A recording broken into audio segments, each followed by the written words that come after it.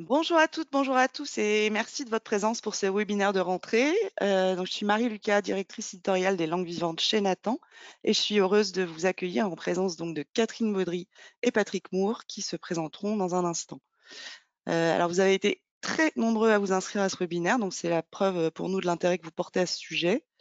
Et nombreux d'entre vous nous ont envoyé des questions auxquelles les auteurs s'efforceront de répondre soit lors de leur présentation, soit après. Donc justement, au niveau organisation, on a prévu environ 20 minutes de présentation et une vingtaine de minutes de temps d'échange. Si vous avez des questions supplémentaires à celles qu'on a déjà reçues, vous pouvez nous les adresser via l'onglet questions dédiées qui est dans l'interface à votre disposition et je les poserai à nos auteurs à la suite de leur présentation.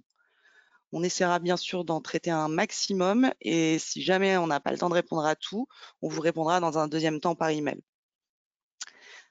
Si vous avez des problèmes techniques, ce qui peut arriver, donc des problèmes de son, d'image, n'hésitez pas à nous le dire, pareil, via l'onglet questions et mes collègues vous répondront pendant la présentation. Et enfin, dernière chose, oui, pour les personnes qui sont connectées en audio seules, sachez qu'il y a une présentation qui est montrée à l'écran. Mais si vous ne pouvez pas la voir, vous recevrez de toute façon un lien pour vous visionner le replay dans les jours qui viennent. Voilà. Alors, avant de commencer, pour laisser le temps aux retardataires de se connecter, je vais lancer un petit sondage parce qu'on voilà, on souhaite continuer à agrandir cette belle collection et donc pour savoir quels sont les titres qui vous intéresseraient.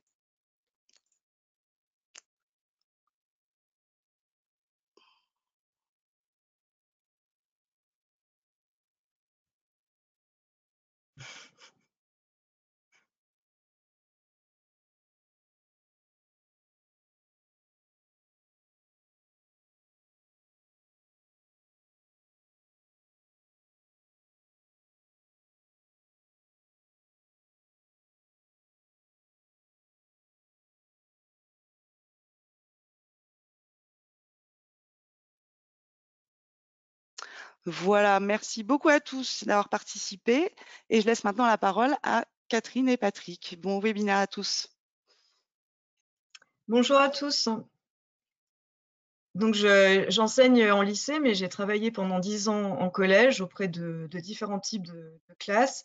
Et je travaille pour le scolaire chez Nathan depuis environ 10 ans également, à la fois pour le niveau collège et le niveau lycée.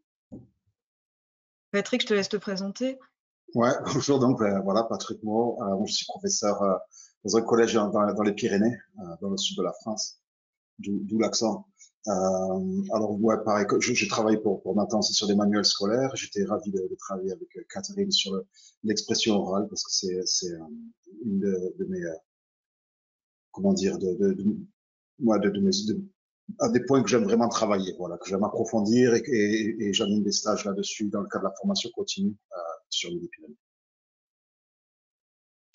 La décision de réaliser ce cahier d'activité est partie d'un constat très simple que vous faites tous, et ça ressort de façon évidente dans les questions que vous nous avez déjà soumises. Ce constat, c'est la difficulté qu'ont les élèves à prendre la parole en classe, et ça nous a amené à nous poser un certain nombre de questions avant de commencer à réfléchir aux activités du cahier. Alors, nous nous sommes demandé comment contrecarrer la peur qu'ont les élèves d'être jugés, notamment par leurs camarades, en mettant en place un type d'échange différent, moins scolaire, plus collaboratif aussi. Comment réduire la pression exercée par la figure de l'enseignant et comment rendre les élèves davantage maîtres de leurs échanges. Une autre question est celle de savoir comment échapper au cadre artificiel de la salle de classe en suscitant l'imagination des élèves. Enfin, nous nous sommes demandé aussi, et c'est un point très important dont Patrick vous parlera tout à l'heure, comment motiver les élèves pour une prise de parole autre que celle strictement scolaire. La présentation aujourd'hui de notre cahier a pour but de vous montrer comment nous avons essayé de répondre à ces questions, mais aussi de partager effectivement le plaisir que nous avons eu avec Patrick à réaliser toutes ces activités que nous allons vous décrire aujourd'hui. Voilà. Patrick, je te laisse leur en dire un petit peu plus. Simplement, oui, voilà, pour la conclusion à laquelle on est arrivé en discutant avec Catherine, c'est quand est-ce qu'une situation d'expression orale fonctionne, quand est-ce que les élèves s'engagent dans l'activité. Et en fait, pour que ça marche, il y a à peu près 3 conditions qui doivent être remplies. La première condition, c'est que la situation fasse sens pour les élèves, qu'elle soit lisible, qu'elle soit claire, au point où même, des fois, parfois, elle peut même se passer de consignes, c'est-à-dire que en voyant le support sur lequel on va travailler ou la nature de l'activité qu'on va réaliser, les élèves savent de suite quoi faire. La deuxième condition à remplir pour nous, c'est que la situation donne envie de s'impliquer, qu'elle soit motivante, qu'il y ait un challenge, un jeu, qu'elle soit ludique, qu'il y ait un plaisir à s'exprimer. Voilà. Mais ça, c'est la nature de l'activité qui doit donner envie de s'impliquer. On peut pas attendre des élèves d'avoir envie de s'impliquer avant qu'on propose l'activité. Et la troisième condition, qui pour nous est vraiment essentielle, c'est il faut que les élèves aient les mots pour le dire. Voilà, c'est ça. Bien souvent, les situations qu'on propose aux élèves sont des situations d'émission d'hypothèses à partir d'un document où on leur demande de réagir sur un document. Mais en fait, on est là un peu dans de l'analyse de doc, quoi, finalement, et ça favorise essentiellement les bons élèves. Nous, les situations qu'on a proposées dans ce livre, en fait, sont des situations dans lesquelles les outils, les éléments langagiers sont très, très ciblés. Et on va s'assurer, avant de proposer l'activité aux élèves, qu'ils ont effectivement les mots pour le dire, qu'ils ont tout ce qu'il faut pour mener à bien l'activité. Voilà. Et si les élèves ont ces mots, si les élèves ont ces structures, si elles sont maîtrisées, ça va permettre à tous de participer et ça va nourrir le feel good feeling et faire en sorte qu'il n'y ait pas que les bons élèves qui participent.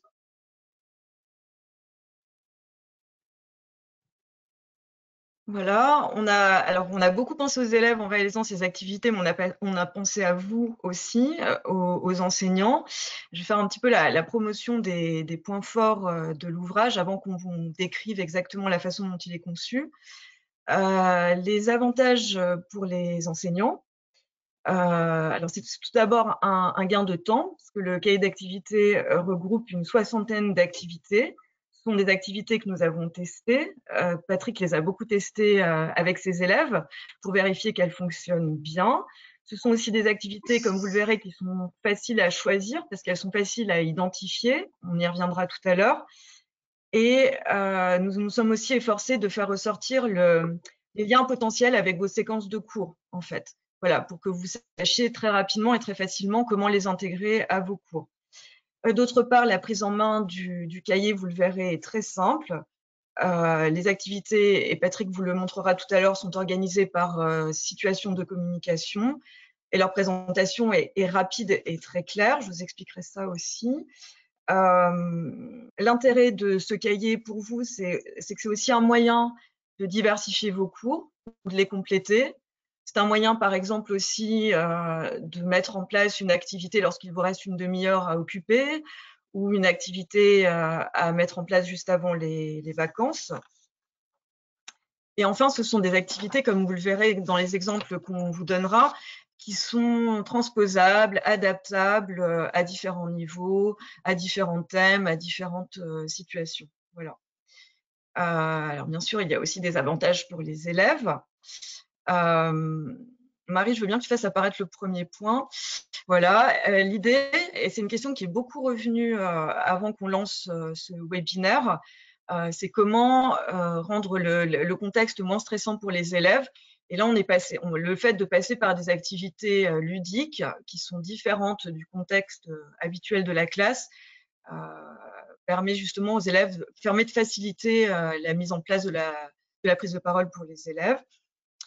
Un autre avantage pour les élèves, c'est un petit peu ce que je viens de dire aussi, c'est le fait que le rapport à la prise de parole est plus détendu, puisqu'il ne s'agit pas forcément d'être évalué ou de réaliser une tâche scolaire, mais de participer à une activité ludique en groupe. Et voilà, j'ai anticipé le troisième point en vous disant qu'effectivement, une façon de contrecarrer le stress de la prise de parole un peu frontale entre l'enseignant et l'élève, c'est justement de faire en sorte que cette parole puisse circuler entre les élèves sans forcément, et de façon autonome, et donc sans forcément de subir le regard du professeur, en fait. Voilà.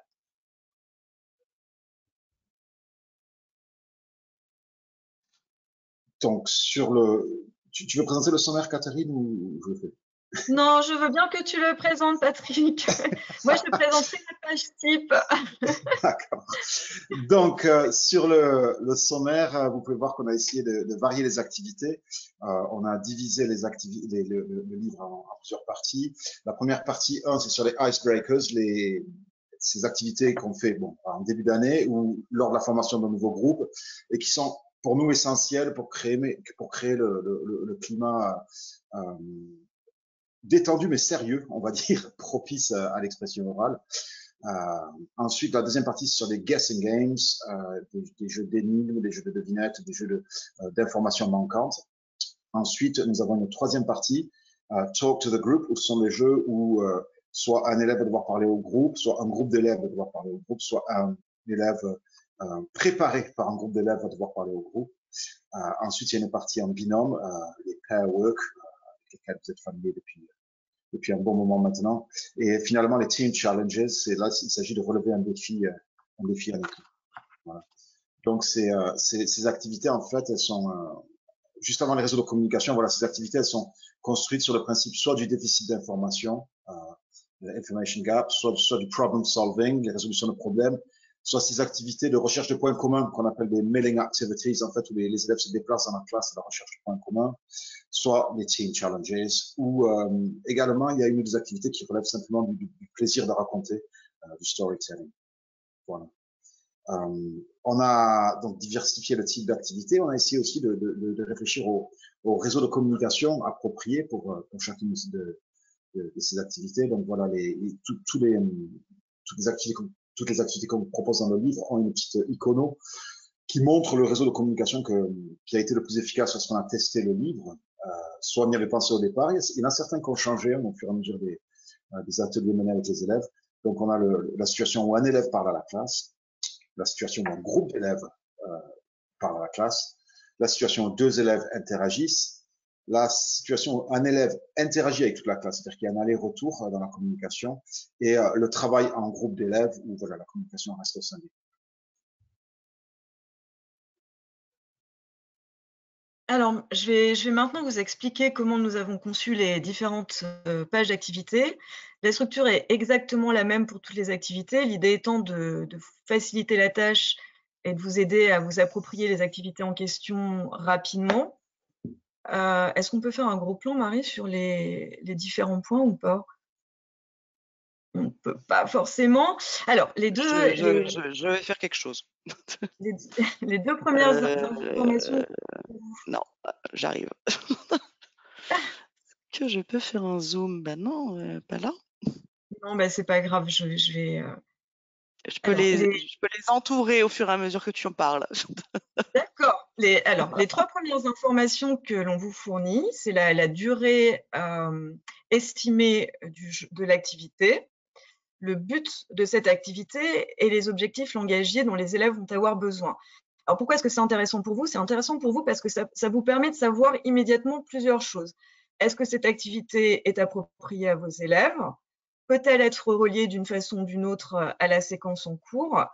Et est-ce que cette activité nécessite éventuellement, en fonction du niveau de vos élèves, d'effectuer quelques révisions avec eux en amont? Voilà, premier point.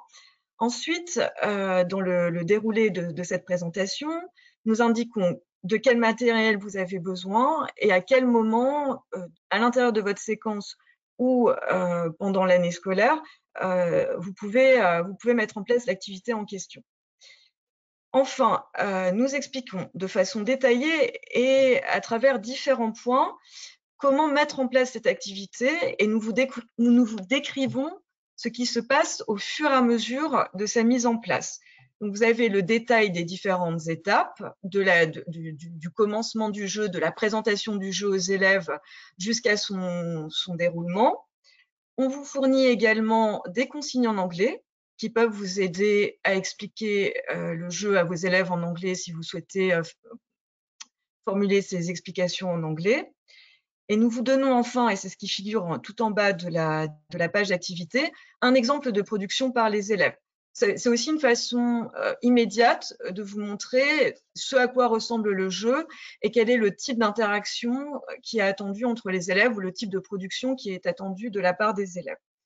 Enfin, figure également en bas de la page à droite un petit encadré dont nous nous sommes servis soit pour vous proposer une forme de différenciation, comme par exemple comment adapter le jeu à une classe à une classe qui serait moins à l'aise avec les objectifs langagiers annoncés, ou alors comment procéder à une variante du jeu, comment faire évoluer le jeu en le transposant à une autre thématique, ou au contraire en le rendant plus complexe pour des élèves qui seraient plus à l'aise en anglais.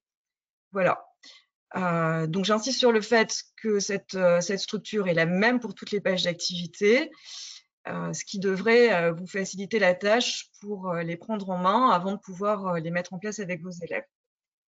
Nous allons à présent rentrer dans le vif du sujet en vous montrant différents types d'activités auxquelles nous avons réfléchi. Alors, on va pas revenir à chaque fois sur le détail du déroulement du jeu, mais on va essayer de vous montrer en quoi ces activités sont intéressantes par rapport aux questions soulevées en introduction. Alors, le premier jeu, c'est un jeu la première activité. C'est une activité qui relève donc de ces activités de début d'année qui sont très utiles pour briser la glace entre les élèves et peut-être justement, vous voyez, pour essayer de décontracter un petit peu les élèves, pour essayer de contrecarrer ce problème d'anxiété par rapport à la prise de parole en instaurant un climat agréable entre eux. Donc le but de cette activité, comme de toutes les autres de cette première partie, est de faire en sorte que les élèves apprennent à se connaître sans un guidage scolaire et à l'intérieur d'une situation plutôt agréable. Alors, ce premier jeu, All About Me Board Game, c'est une sorte de jeu de loi, c'est un plateau. Le but du jeu est de se poser des questions et d'y répondre de façon aléatoire. C'est un très bon exemple d'activité facile à mettre en place. Les élèves sont familiarisés avec ce type de plateau. Le plateau permet de sortir du cadre de la classe et permet aussi un fonctionnement autonome puisque les élèves connaissent le principe de ce type de jeu et peuvent procéder à cette activité en autonomie. C'est aussi un exemple d'activité transposable. On peut tout à fait imaginer, après avoir procédé à cette activité avec les élèves, de leur demander de créer leur propre plateau au sujet d'un autre thème et éventuellement plus tard dans l'année. Nous nous sommes rendus compte que lorsque on implique les élèves dans la réalisation de l'activité, la conception de l'activité, c'est aussi une très bonne façon de motiver la prise de parole et de la rendre plus agréable pour eux. Voilà, pour répondre aussi à une des questions que vous vous posez, à savoir comment motiver les élèves, leur donner envie de prendre la parole, etc. Et les impliquer dans la réalisation, dans la transposition d'une activité, ça peut être une bonne façon de susciter davantage leur intérêt pour cette prise de parole.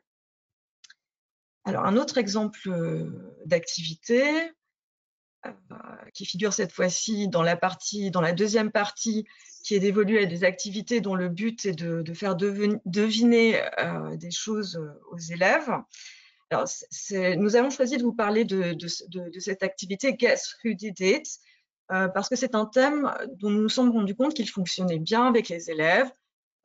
Nombre de nos collègues nous ont dit que les élèves aimaient beaucoup les mystères, les detective stories. C'est un petit peu le principe de cette activité. L'intérêt pour l'enseignant, c'est que c'est une façon ludique de faire pratiquer le questionnement aux élèves. Alors pourquoi? Le but de l'activité est de résoudre un mystère, en l'occurrence la disparition de cookies, en menant une enquête et en possédant un jeu de rôle. Les élèves se retrouvent donc dans la peau soit d'un enquêteur, soit d'un témoin, voire du coupable. Et les enquêteurs posent des questions aux témoins / coupables pour essayer de deviner, de comprendre ce qui s'est passé et qui a commis ce vol atroce de cookies. Voilà, alors en guise de matériel, là vous avez un exemple de type de matériel qu'on fournit sous forme de fiches téléchargeables. Il s'agit de fiches à la fois pour les enquêteurs et pour les témoins. Donc, fiches qui contiennent un guidage pour aider les élèves à poser des questions s'ils mènent l'enquête, ou fiches qui contiennent des informations s'ils sont témoins et qu'ils doivent répondre aux questions en question. Voilà. Les objectifs langagiers, vous l'aurez compris, sont à la fois le questionnement et l'utilisation du prétérit. Il peut être intéressant en amont de faire revoir la structure des questions et l'emploi du prétérit aux élèves. C'est une façon de les aider et là aussi de faire en sorte que la prise de parole soit facilitée pendant l'activité. Patrick va maintenant vous parler d'un exemple de jeu qui figure dans la partie numéro 3. Talk to the group, voilà, donc c'est souvent ce qui est le plus difficile hein, pour nos élèves de devoir s'adresser, enfin pour nous aussi en fait, de devoir s'adresser à un groupe de personnes. Donc pour pouvoir le faire, il faut être prêt. Donc ici, c'est une situation qui est inspirée d'une célèbre chaîne de fast-food qui a démarré dans le métro new-yorkais, où on compose son propre sandwich. Donc avant c'est quelque chose qu'on peut faire avec des élèves très jeunes, c'est avec des sixièmes. Donc, avant de démarrer l'activité, on va faire un brainstorming lexical pour équiper les élèves avec tout le vocabulaire, tout le lexique dont ils auront besoin. C'est la partie supérieure de la page de droite où vous pouvez voir des listes, en fait, où on va essayer de trouver le nom de la catégorie. Ici, types of bread, sources, protein, vegetables. Essayer de compléter cette liste et il y aura une petite activité de mémorisation préalable au jeu. Et ensuite, on rentrera dans le jeu lui-même où les élèves vont lancer un dé. Ils vont devoir composer un sandwich qui respecte des critères. Par exemple, pour le premier sandwich, ce sera bread any type except brown, protein no meat, vegetables green, sauce any color but red. Donc, quelqu'un qui a un sandwich numéro 1 doit composer, dessiner rapidement le croquis de ce type de sandwich et devra ensuite, une fois le temps écoulé pour la préparation, parler à la classe et présenter son sandwich. Le reste de la classe aura la deuxième partie de la page de droite là, et vérifiera si tous les critères sont effectivement remplis et si l'élève a effectivement composé son sandwich en respectant le cahier des charges. Ce jeu était assez dynamique, il fonctionne vraiment bien avec des élèves de sixième. Je l'ai même testé avec une classe de troisième en début d'année. Là, il me fallait du vocabulaire sur l'alimentation aussi. Ça marche un petit peu à tous les niveaux. Puis on s'en sort avec des structures très très simples. There is in my sandwich, there is in my sandwich, there are. Quelques quantifieurs et on est en mesure de mener l'activité avec succès. On est presque dans un drill. Donc ici, on est clairement dans une activité d'expression orale où même les élèves les plus faibles entre guillemets ou les moins en confiance vont pouvoir mener l'activité avec succès et s'en sortir renforcé. L'autre exemple. Ah oui, Patrick, j'interviens juste rapidement pour attirer l'attention des collègues sur un point dont on n'a pas parlé. Tu viens d'expliquer que le jeu précédent est parfaitement adapté à des élèves qui n'ont pas forcément un niveau très élevé. Et d'ailleurs, vous remarquerez qu'en haut de toutes les pages, nous faisons figurer le niveau de difficulté de l'activité proposée grâce à un système d'étoiles. Une étoile correspondant donc à un accès facile. Et là aussi, c'est une question que vous avez beaucoup posée avant le démarrage du webinaire. Comment faire parler des élèves qui disposent de peu d'outils ou qui ont un niveau pas très élevé? Il y a pas mal de jeux dans le cahier qui correspondent à ce type de configuration. Et je te rends la parole, Patrick. Donc ici, on est dans un pair work. On est sur une activité avec déficit d'information. On a un plan du centre de Dublin. Pour ceux qui y sont allés, vous reconnaîtrez la River Liffey et la Halfpenny Bridge. De l'autre côté de cette page figure le même plan, mais sur lequel les bâtiments qui sont blancs sur celui-là sont précisés. Les élèves ont les bâtiments noirs en commun. Ils vont pouvoir s'appuyer là-dessus sur les noms de rues. Et le but juste, c'est d'arriver à compléter la carte, de mener tous les bâtiments, tous les lieux sur cette carte du centre-ville de Dublin. Il y a les bâtiments placés ils sont en bas. Voilà, quand on tourne la page en haut à gauche. Ici, on est sur une demande d'information. On est sur les WH questions. Where is? Et ensuite sur les indications on the left, on the right. Can you see? Liffey Street, it's on the corner of Liffey Street. Voilà. Donc là aussi, pour revenir sur ce que disait Catherine tout à l'heure, c'est que ça, c'est une activité qui sécurise les élèves qui ont plus de mal à participer, parce que là aussi, on est quasiment dans un duel déguisé, c'est-à-dire qu'on n'est pas dans de l'expression libre, on n'est pas en train de donner une opinion, on n'est pas en train d'émettre une hypothèse, on est vraiment en train de faire de la communication très, très directe, très, très simple, un petit peu comme la situation dans laquelle on se retrouve en tant que touriste dans un pays étranger, où on doit absolument communiquer. Et c'est quelque chose qui fait vraiment sens pour nos élèves en difficulté. Moi, je sais que bien souvent, j'ai des élèves, notamment, tous ces jeux ont été testés avec la section basket de mon collège. Ce sont des élèves qui sont très forts au basket, mais pas forcément scolaires, tous. Et le sens voilà, de mettre des hypothèses quant à ce que pense un personnage dans un portrait, c'est difficile pour eux. Alors que ici, là, quand on est sur quelque chose de très, très pragmatique, sur un échange d'informations, on sait si on a mené l'échange avec succès, parce qu'on est capable de compléter la case vide. Et voilà, ça permet à tout le monde de s'inscrire dans l'activité.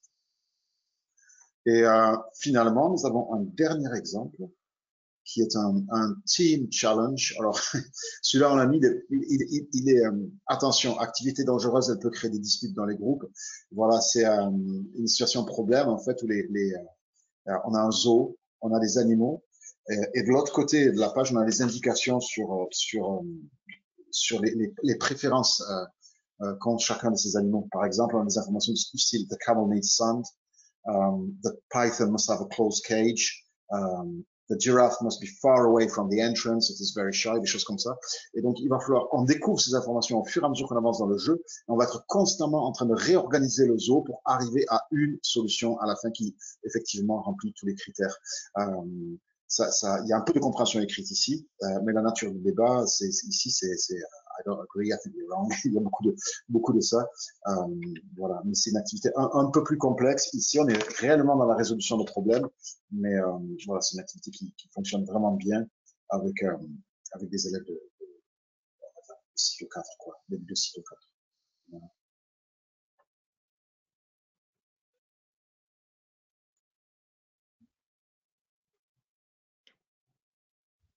Marie, on t'entend pas. Avec le micro, c'est mieux. Merci beaucoup à tous les deux pour votre présentation. Donc, j'espère que ça vous a donné à tous envie de vous lancer dans ces activités de production de l'oral. Alors, avant de passer à la phase de questions, on a prévu un petit jeu pour faire gagner à 3 d'entre vous un exemplaire de l'ouvrage. Donc, vous allez voir des questions apparaître à l'écran et je vous invite à y répondre. Marie-Pierre, c'est à toi.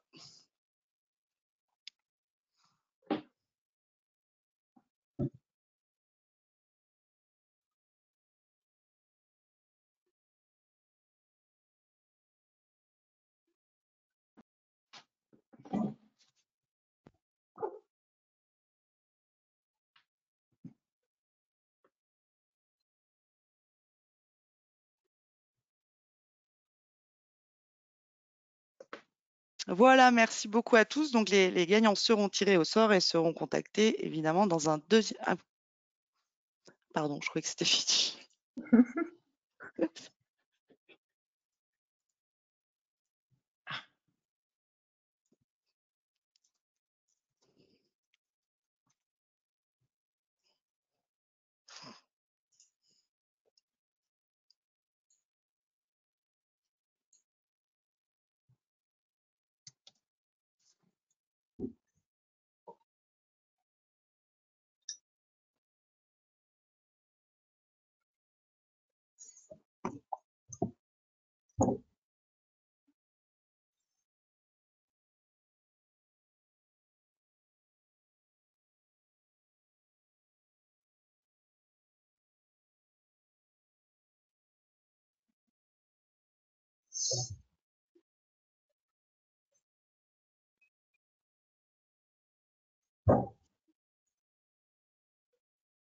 Merci beaucoup. Donc, désolée, hein, je ne vous ai pas laissé suffisamment de temps de répondre.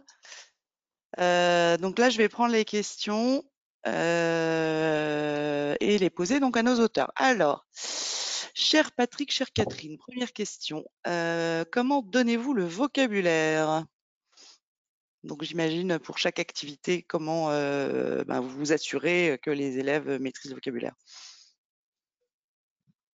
Tu veux répondre, Patrick, ou je réponds?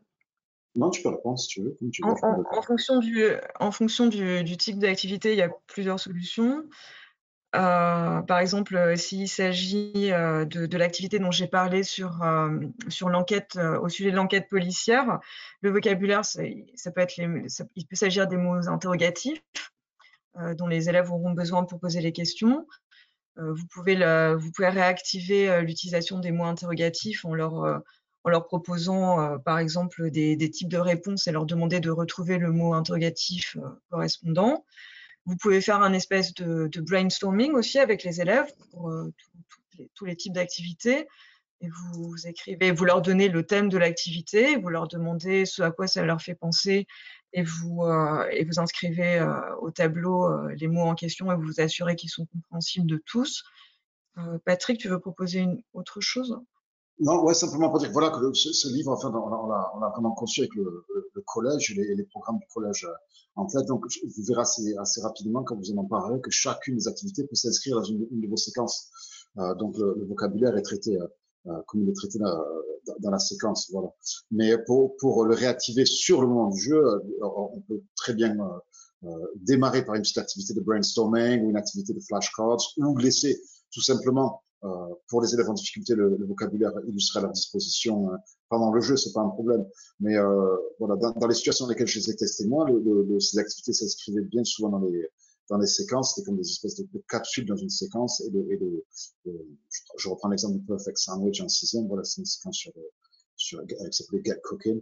Et donc, il y avait pas mal de ce vocabulaire qui avait été traité dans la séquence elle-même. Voilà, si ces activités, voilà, si on veut faire de ces activités des activités extraordinaires qui tiennent debout de par elles-mêmes sans les mettre dans une séquence, il faut effectivement préparer une petite activité de réactivation de lexique, soit par brainstorming, soit en laissant le lexique à disposition au tableau, soit sous forme de flashcards. Une autre façon de procéder, et qui ne concerne pas uniquement le vocabulaire, mais qui concerne aussi les structures nécessaires pour réaliser l'activité, un certain nombre d'activités comportent des fiches à remplir, dans lesquelles sont indiquées, par exemple, sur le sport ou sur les métiers, dans lequel, par exemple, l'activité qui porte sur les métiers indique le lieu, la tenue, l'équipement nécessaire, etc.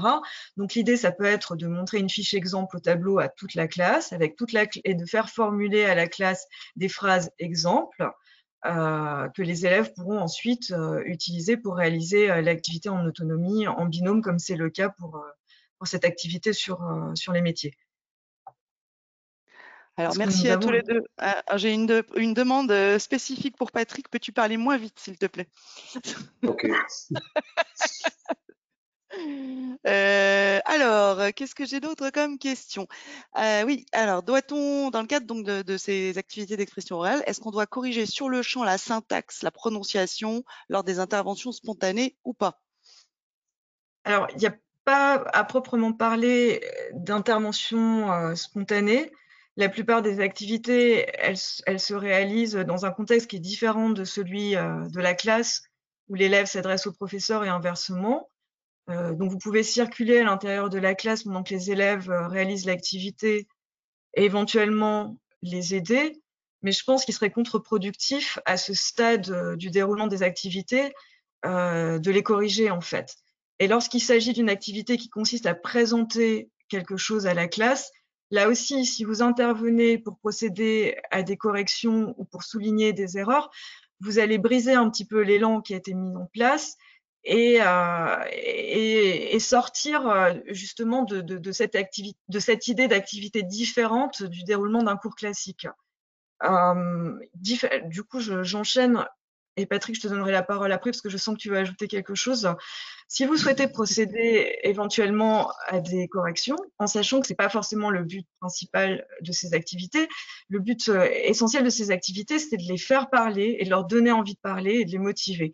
Si vous souhaitez procéder à d'éventuelles corrections, vous pouvez prendre des notes au fur et à mesure des productions, de quelque sorte qu'elles soient, et soit à la fin de l'activité, vous servir de vos notes pour effectuer un certain nombre de rappels, mais des rappels qui seront généraux, donnés à la classe entière sans identifier l'élève qui a éventuellement fait une erreur. Ou alors, vous pouvez utiliser les notes que vous avez prises pour chercher un petit exercice de révision qui permettrait de corriger ces erreurs, ou vous-même fabriquer un petit exercice de vocabulaire ou d'emploi de structure à l'aide des notes que vous avez prises pour montrer aux élèves lors du cours suivant comment s'améliorer, quels termes utiliser, ou ce à quoi ils doivent faire attention lorsqu'ils s'expriment en groupe ou face à la classe. Ouais, non, mais c'est ça, c'est ce que j'ai exactement. J'allais dire la même chose, Catherine, c'est-à-dire que voilà, pour moi, l'erreur, elle est traitée forcément, mais elle est traitée de façon différée au Oui. moment où le prof redevient le centre d'attention, quand on fait le débrief final de l'activité. Voilà, à ce moment-là. Mais voilà, on ne laisse pas d'erreur non traitée. Merci à tous les deux. Alors, j'ai plusieurs questions qui, à mon sens, vont un peu dans le même sens. Donc, comment éviter que les bons élèves monopolisent les activités orales, ce qui contribue à faire reculer davantage les autres? Et le pendant, comment inciter les plus timides à parler? Voilà, cette question de l'implication égale de tous, je dirais. Hein. Tu veux répondre, Patrick? Oui. Ouais, enfin, moi, ce que j'ai constaté, c'est vraiment, c'est que aucun élève ne veut pas participer. Mais bien sûr, il y a des élèves qui n'ont pas les moyens, voilà, ou pas la confiance pour participer. Donc, en collège en particulier, ce qui est essentiel, c'est de s'assurer, comme on disait dans l'intro, qu'ils aient effectivement les mots pour le dire. Euh, Par exemple, si je reviens sur l'activité INSAM, le déficit d'information sur Dublin, euh, ici, les structures à utiliser, en fait, elles sont pas très nombreuses. Elles sont en nombre de avec 4-5 structures, on peut mener l'activité avec succès. Ce qui va faire la différence, normalement, dans une activité qui est construite et proposée au bon moment, dans la séquence d'apprentissage, ce qui fera la différence entre un bon élève et un élève moins à l'aise en anglais, c'est simplement la quantité de lexique, de vocabulaire mobilisé à deux. Mais voilà, et ça c'est bien, ça permet de valoriser les bons élèves, mais par contre, ce qu'il faut absolument, c'est s'assurer que les élèves moins à l'aise aient les structures. Et après, s'ils ont moins de lexique, c'est pas grave. Avec un lexique très limité, on peut arriver à exprimer quelque chose. On sera juste moins précis et il y aura un peu plus de tâtonnement dans les retours dans la conversation et les corrections, un petit peu comme dans une situation naturelle de communication.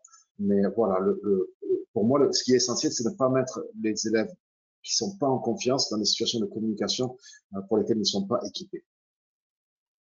Et d'autre part, la configuration de la plupart des activités qui sont proposées dans le cahier permettent de contourner ce problème. Parce que les élèves sont mis dans des situations dans lesquelles il n'y a pas de concurrence entre les meilleurs élèves et les élèves qui sont plus timides ou les élèves qui manquent de vocabulaire, comme l'a expliqué Patrick. Voilà, quand les élèves travaillent en binôme ou quand les élèves doivent réaliser une activité en groupe, ils ont un défi à relever tous ensemble, nous nous sommes rendus compte que la parole circulait mieux et de façon plus égale. Et les activités en groupe qui nécessitent par la suite une production sous forme de synthèse devant la classe, elle peut aussi être confiée à l'élève qui parle moins en classe. Et il arrivera à réaliser cette production précisément parce qu'il est porté par le groupe, parce qu'il y a un travail en amont qui est fait de façon collaborative et qui donne confiance. Et voilà, et soutenu par le groupe, la prise de parole est plus simple. On a vraiment, cette question, on se l'est posée aussi avec Patrick, et c'est la façon même de concevoir les activités qui répond à votre question. Et ça, vous pourrez le voir si vous allez feuilleter le cahier en librairie. Je vous invite à regarder ce qu'on propose comme travail en amont pour fournir, ce dont a parlé Patrick, des outils aux élèves qui en ont besoin, et comment aussi on a essayé de faire en sorte de motiver tous les élèves de différentes façons et de les faire travailler ensemble pour qu'il n'y ait plus ce problème de 5 élèves qui participent et le reste de la classe qui attend passivement ou en se planquant derrière leur manuel que les choses se fassent en fait. Alors je rebondis sur ce que tu dis parce qu'il y a aussi beaucoup de questions sur comment on s'assure du tout anglais, comment on s'assure qu'ils parlent pas français, comment on limite le français et je pense que ça rejoint ce que tu Ouais. dis, sur Oui. le fait de fixer des objectifs langagiers qui soient très précis et une tâche qui est suffisamment précise pour que finalement il y ait pas le français leur est pas utile là-dedans, quoi. Je pense que c'est impossible d'éradiquer le français. Forcément, à un Mmh. moment ou à un autre, il y aura des mots prononcés en français. Dans le feu de l'action, s'ils sont vraiment motivés par le jeu, ils peuvent de temps en temps effectivement réagir en français. c'est normal, c'est naturel, c'est humain, ils vont avoir des réactions spontanées. Je crois que la seule façon de faire en sorte que l'anglais soit utilisé au maximum, c'est de choisir une activité dont vous savez qu'elle va les intéresser. Et vous avez le droit d'ailleurs de sonder vos élèves. Après tout, les activités, vous pouvez les choisir avec eux pour être sûr de cibler une activité qui les motive, qui les intéresse. Au bout de quelques mois, vous connaissez bien vos classes, vous commencez à savoir ce qui fonctionne, ce qui fonctionne pas. Et je crois qu'en fait, le recours à l'anglais, il est assuré si les élèves sont vraiment motivés et s'ils ont vraiment envie de réaliser l'objectif qu'on leur fixe et de la façon dont on leur demande de le faire. Et je crois qu'il faut, il faut leur laisser un petit peu de marge de manœuvre. Et tant pis si ça veut dire que action, comme je le disais tout à l'heure, spontanée en français. Mais s'ils sont à l'aise, s'ils ont envie de faire l'activité, je pense qu'à force d'en faire, l'anglais se prendra le pas de façon systématique sur le français. Je crois que c'est très psychologique tout ça en réalité. Oui, ça c'est vrai, mais il y a aussi pour moi, je reviens encore sur ce qu'on disait tout à l'heure, c'est sur le avoir les mots pour le dire. Souvent le français, si vous écoutez vos élèves quand ils communiquent en groupe, etc., le basculement dans le français, soit il est dans le métalangage. En fait, c'est la langue qu'on utilise quand on se regarde pédaler un petit peu. Quand on se dit quel est le mot pour ça, je comprends pas ce mot, comment tu dis, et qu'on sort de la communication pour raisonner en fait sur la communication, sur l'activité elle-même.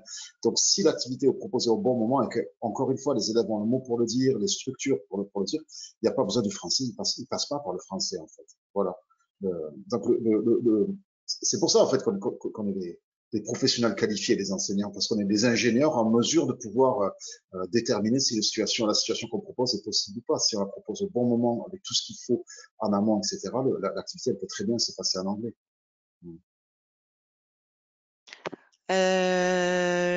Alors, j'ai encore une question, oui, sur la position, enfin, l'organisation physique dans la classe pour stimuler, enfin pour rendre l'expression orale la plus évidente possible. Qu'est-ce que vous conseillez là-dessus? Alors après, ça peut dépendre des activités, hein, mais voilà, je vous la pose telle qu'elle est. Ouais, alors ça peut effectivement dépendre des activités, mais je voulais, Catherine, excuse-moi, je suis là-dessus sur le. Non, vas-y. Oui. Moi, je me suis retrouvé en fait à tester ces activités. Voilà, comme je vous disais tout à l'heure, avec la section basket de mon collège, et je les ai testés dans une salle attenante au gymnase. En fait, on avait des chaises en rond, on n'avait pas de table. Bien sûr, il n'y avait pas de stylo. Moi, parfois, j'amenais des crayons ou quelques dés, voilà le minimum nécessaire pour l'activité. Mais c'était une situation vraiment très très loin de la situation de classe. Et quelque part, pour ce type d'activité, pour ce type de jeu, c'était assez libérateur. Donc, j'y aurais pas pensé, moi. Hein, je me serais pas mis dans ces conditions-là si j'avais pu, si j'avais eu le choix. Mais voilà, ça devait se passer comme ça. Et j'ai réalisé que ça favorisait les échanges, souvent assis en cercle, d'adapter, voilà, de se débarrasser des tables et d'adapter la disposition des chaises au réseau de communication que l'on voulait créer pour le jeu. Donc la réponse de Patrick, c'est sortez de la salle de classe, allez faire cours dans la cour de récréation. Voilà, donc nos activités ne sont réalisables qu'à partir du printemps. Non, mais bon. Ok, tu voulais compléter du coup, Catherine, à part dire des bêtises? La plupart des activités ne nécessitent pas une mise en place particulière à l'intérieur de la salle de classe. Ça peut très bien fonctionner avec une disposition classique. Une activité en particulier à laquelle je pense où on demande aux élèves d'aller faire leur marché, donc là, ça peut nécessiter de regrouper un peu les tables, de faire de la place, de créer des allées pour que les élèves puissent se déplacer d'un stand à un autre. Mais sincèrement, je pense que c'est pas le nerf de la guerre, la façon dont on configure la salle de classe. Oui. Alors, deux dernières questions parce que je vois que le temps file. Alors, parce qu'il y en a une qui concerne le lycée, donc je pense que c'est important de la poser. J'en ai deux en fait qui me posent cette question. Est-ce que ces activités sont envisageables ou transposables au lycée avec des élèves avec un petit niveau? Je dirais ou pas d'ailleurs, parce que voilà, ça peut aussi, les activités notamment 3 étoiles peuvent, à mon avis, fonctionner pour des élèves de seconde. Oui, j'en ai testé quelques-unes avec des élèves de seconde et oui, c'est possible. Parfois, ça pourra peut-être nécessité d'adapter le thème, mais on fait des suggestions à ce sujet dans l'encadré variante. Et ça peut tout à fait être mis en place, et notamment en début d'année de seconde, pour effectuer une transition entre la classe de troisième et le lycée. Et Merci. sinon, on peut faire un cahier pour le lycée si vous voulez. C'était pas demandé dans le sondage. Eh ben, dernière question, parce que celle-là aussi, elle me semblait très intéressante. Je pense que j'ai à peu près tout couvert, mais si j'ai pas répondu à votre question, on essaiera de le faire par mail. Alors, comment stimuler la production orale lors des compréhensions écrites autres que des questions avec informations à rechercher dans le texte? Ouais, je peux répondre à celle-là. Je prends. En fait, à partir d'un texte, il y a plein d'activités qu'on peut faire on peut s'inspirer un petit peu de ce qui se fait dans la langue maternelle des élèves à l'école primaire. C'est qu'il y a plein d'activités vraiment hands-on et de mise en situation directe qu'on peut faire à partir d'un texte, que ce soit découper le texte et le remettre en ordre, se mettre d'accord avec un partenaire, tomber d'accord sur la remise en ordre du texte, que ce soit créer un infogap à partir du texte. Si vous regardez dans le livre, dans le mission prof, il y a une activité sur Incomplete Biography sur Bob Marley, et c'est en fait ce qu'on a fait. Il y a la biographie de Bob Marley 2 fois. Il manque des infos qui sont différentes d'un partenaire à l'autre. Donc là, on est sur la compréhension écrite. Il faut poser des questions pour arriver à compléter son texte. Il y a également on peut faire des activités de find the differences. On a quasiment le même texte. Il y a juste quelques mots qui sont différents. Il faut trouver les 7 différences entre les deux textes. On peut mélanger 2 textes ensemble. Il faut ensuite essayer de séparer les 2 textes et les recomposer. Il y a plein d'activités. On peut aussi faire une activité qui s'appelle Get All the Characters Out. On enlève tous les personnages du texte et on les met à côté sur des étiquettes. Il faut essayer de replacer les personnages dans le texte. On peut faire la même chose avec les lieux. Donc, il y a beaucoup d'activités hands-on qu'on peut faire qui permettent une fois qu'on fera le débrief de l'activité avec les élèves, de créer de la communication orale autre que les questions de vérification. Eh bien, écoutez, merci à tous. 15h47, là, il faut qu'on arrête malheureusement. Donc, merci à tous pour votre intérêt et pour toutes vos questions. J'espère qu'on a répondu à tout ça et que cet ouvrage vous aidera dans l'année qui vient. Merci Catherine, merci Patrick et très bonne journée à tous. Au revoir. Merci beaucoup. Au revoir.